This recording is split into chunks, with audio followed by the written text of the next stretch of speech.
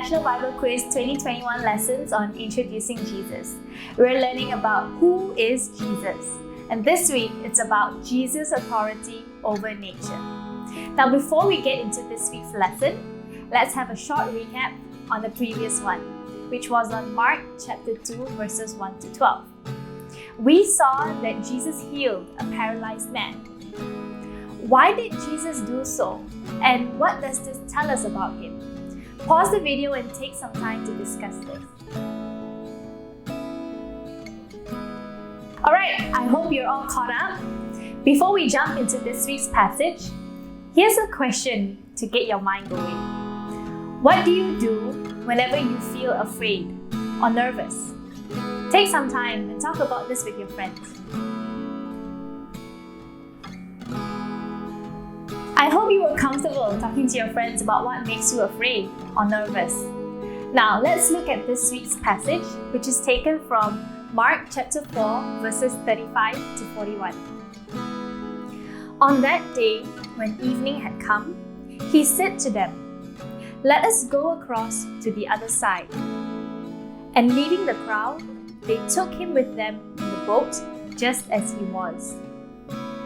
And the other boats were with him, and a great windstorm arose, and the waves were breaking into the boat, so that the boat was already filling. But he was in the stern, asleep on the cushion. And they woke him and said to him, "Teacher, do you not care that we are perishing?" And he awoke and rebuked the wind and said to the sea, "Peace, be still." And the wind ceased, and there was a great calm. He said to them, "Why are you so afraid? Have you still no faith?" And they were filled with great fear and said to one another, "Who then is this, that even the wind and the sea obey him?"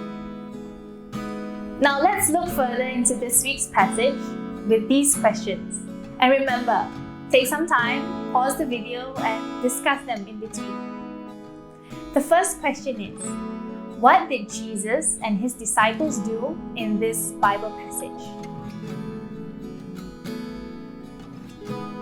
In verses 35 to 36, we see that they got into a boat to go across to the other side of the lake.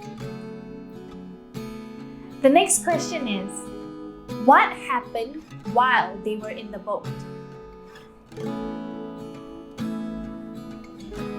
While they were in the boat, there was a terrible windstorm, and the boat was about to sink.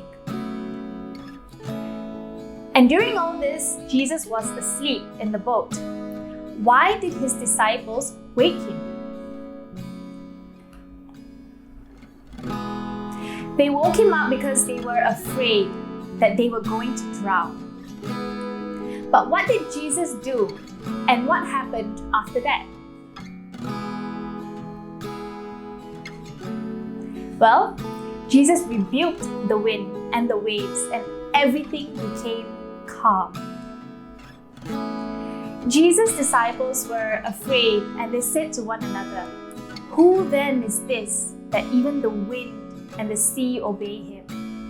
How would you answer this question?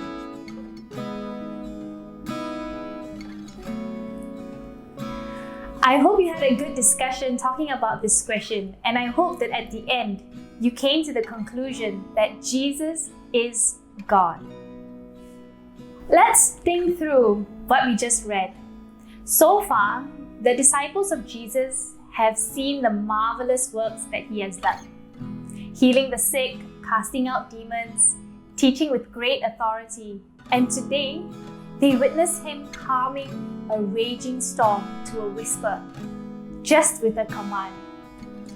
However, the disciples' response was one of fear.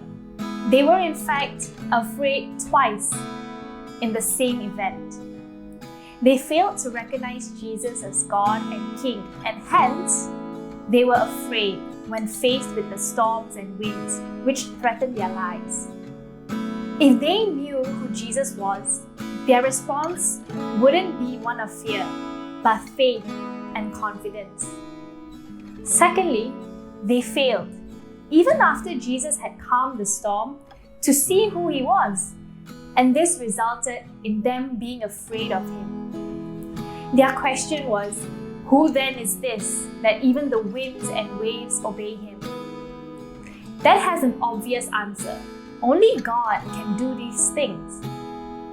How about you? Are you faced with a situation that seems difficult and scary? The question would be, do you realize that Jesus is with you and that all things are under his control? Because remember, everything in creation is under him. So even after all the miracles that Jesus had done, his disciples still did not recognize who he was and trust him as God. I would like you to take some time, pause the video, and discuss these following questions. First, what do you think kept them from trusting him? Why were they afraid although he was with them? And secondly, how about you? How would you answer the question posed by Jesus' disciples? Who then is this that even the wind and the waves obey him? That's all for this lesson. But before you head off, spend some time responding to God's word in prayer. You may like to pray along some of these points. Tell God some of your greatest fears and ask God to strengthen your trust in him, knowing that he is greater than any of your fears in life. See you next lesson.